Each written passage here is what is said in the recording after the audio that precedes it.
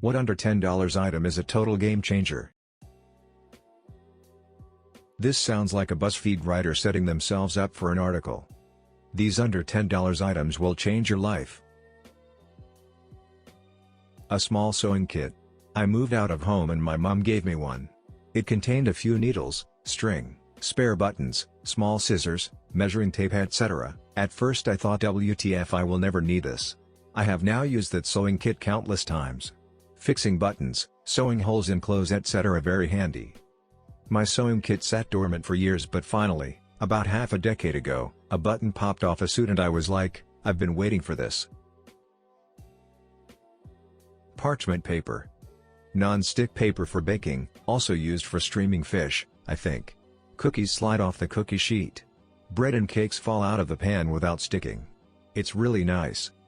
Bought a $100 box of half-sheet parchment papers. I think there were 1,000 in there and it's still going strong after 6 years. $100 for a roll of baking paper? Huh. A long phone charging cable. I'm talking like 6 feet or longer. 10 plus or bust. I can never go back. 10 feet for bed. 6 feet for office. 3 feet for car. 1 foot for birthday gift for that annoying colleague. All right there, Satan, you've done enough damage in 2020, thank you very much. A sponge on a stick. Can probably get 2 or 3 for under $10. No more squishing your hands into deep cups, thermoses, vases, mason jars, etc. I wash myself with a rag on a stick. High quality pens, they just glide across the page and I could never go back to buying cheap ones now. This comment brought to you by the Pilot G2 gang. 1/2 millimeter for life. I remember when I first discovered the 1/2 millimeter. I initially fell in love with the .7, but decided to try the .38 just for kicks and ended up really liking it. Eventually I kinda realized it just didn't glide the same way the .7 does, so I was really torn about which to go with. But then I saw the 0.5 in the school store and was blown away that there was a pen size between the two. From then on I was a member of the 0.5 gang. I think my favorite thing about G2S is how they divide the world into 2 types, and 4 subtypes, of people. There are the people who have absolutely no idea what this is all about, and then the people who are ready to fight to the death over the relative merits of their chosen point size. Tongue scraper. Even if you brush your tongue well and think it's clean, you'll be surprised by how much cleaner it looks after one use. Love my tongue scraper. I bought one of the either stainless or titanium ones on Amazon and have to say, it's a nice step up from the plastic variety. You can put it in the dishwasher to clean if you like. Potato peelers. I was living a lie before I purchased one of these babies. I don't even know who I was before that. My roommate still refuses to use one and it makes me nuts how much potato gets wasted while she acts superior to me for doing it the traditional way. What exactly is traditional? Cause I grew up with my granny using peelers and there's many traditional ways that aren't used anymore for a reason. Lamau. Same here, my grandma didn't own a microwave but she had a potato peeler. Can't imagine how long it would take to pop some popcorn with a potato peeler. A clip for your phone in your car that attaches to your air vents, or something like that. Don't need to hold the phone in your lap when using the GPS or putting it in a cup holder. Lol. An oven thermometer. I have a friend who fancies herself a baker and spends $ on fancy ingredients and sugar loads of time in the kitchen and then wonders why her stuff always turns out dry and overbaked. An oven thermometer is good to have, but you can also use an instant read thermometer on baked goods, too. They're not just for meat. You usually want an internal temperature around 210 degrees Fahrenheit for cakes. Very true.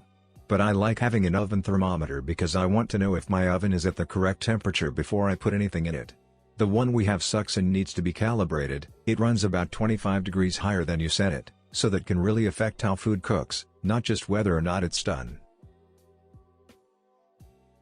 A pocket knife. Picked one up for $5 and had no idea how frequently I'd use it until I actually had one. Be warned.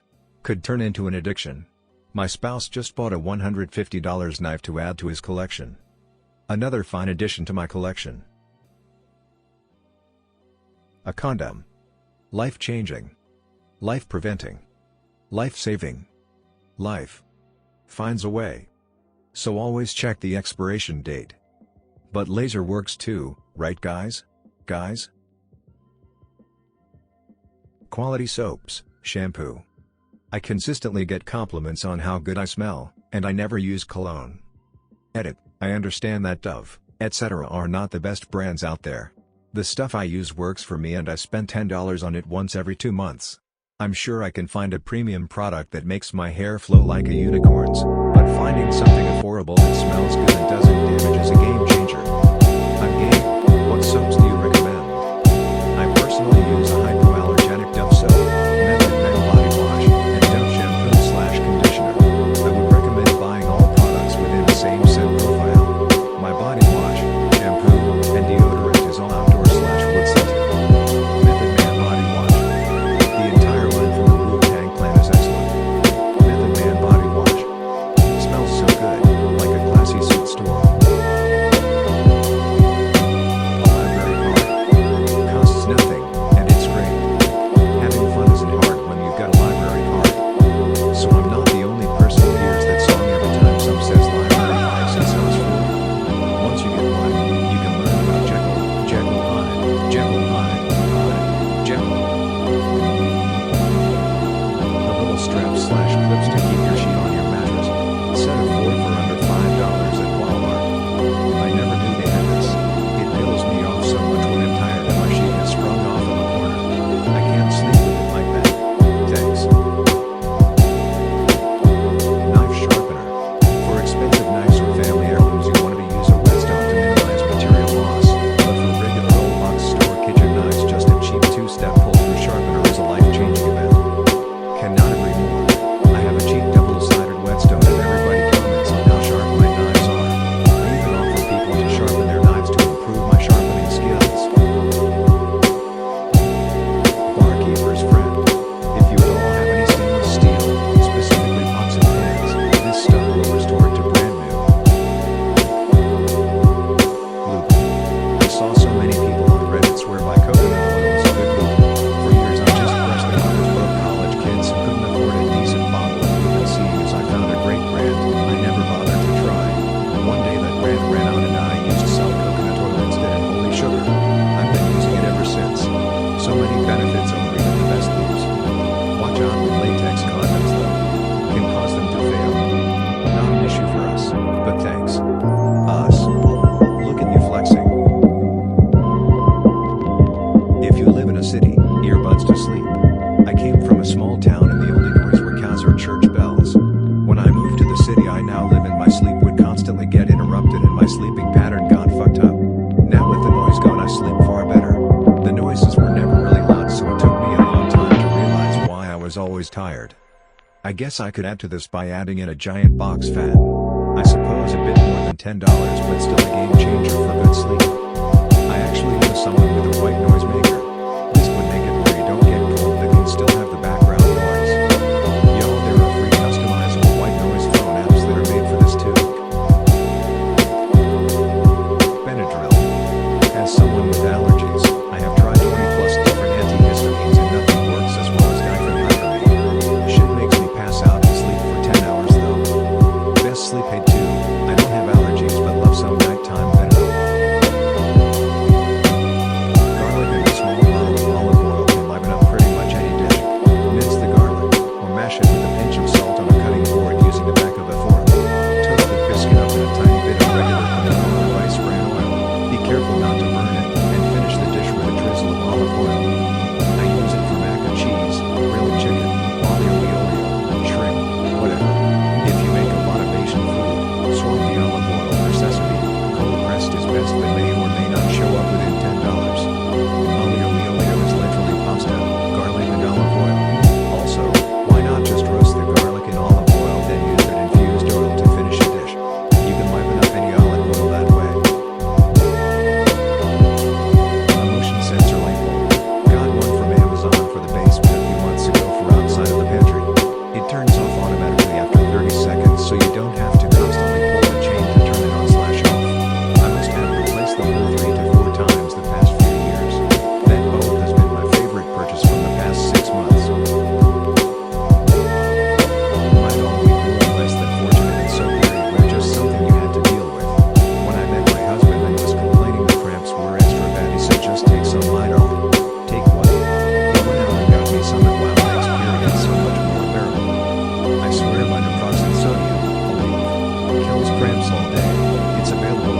Also, it's cheap and a bottle will give you enough to get through periods for over a year for like $3. It's one of the only painkillers I can actually take where I'm not having to take pills every couple hours on bad cramp days to keep up.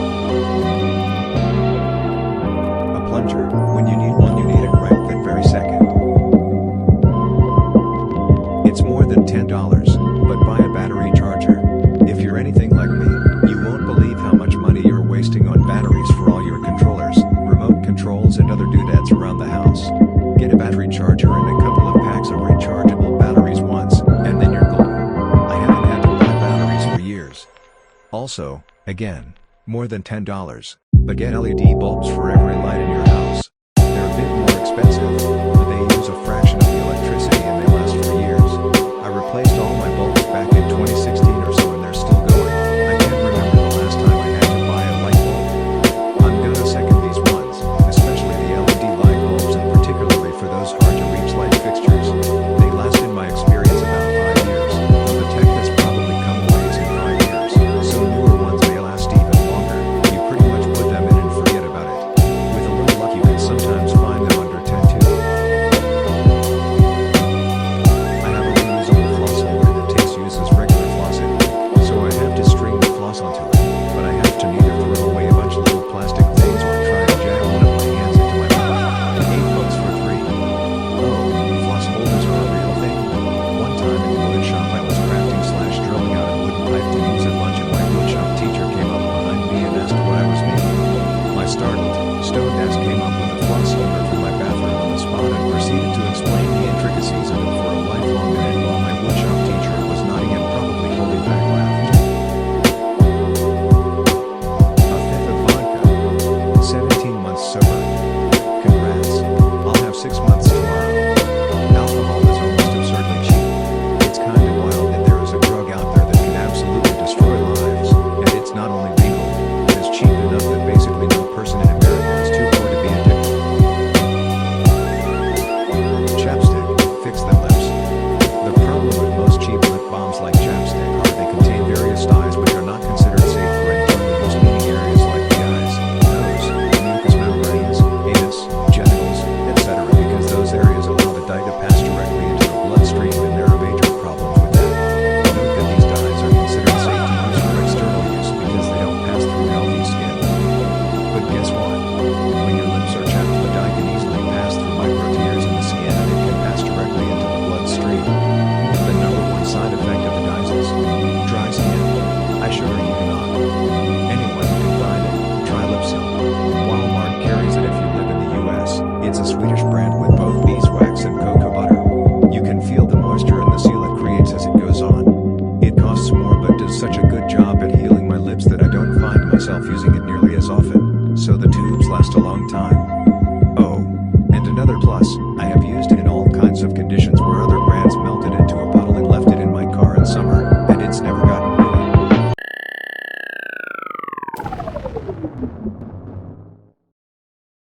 Thanks for watching. Please like and subscribe. I just want to make enough chicken nuggets that I can get a good boil like this one.